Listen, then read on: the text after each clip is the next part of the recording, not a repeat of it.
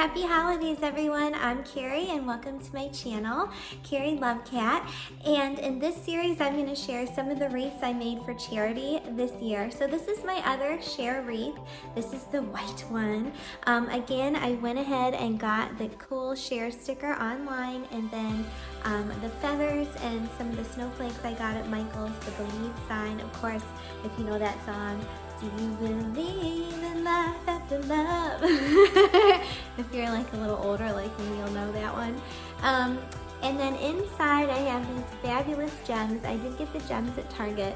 Probably on the back you can see I just kind of filled in with gems behind the feathers.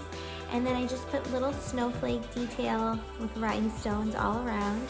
And this is my Cher Believe wreath, and I hope it sells, and I hope there are other Cher fans out there like me. So happy holidays, and I hope you try making your own Cher wreath this year. See you in the next video.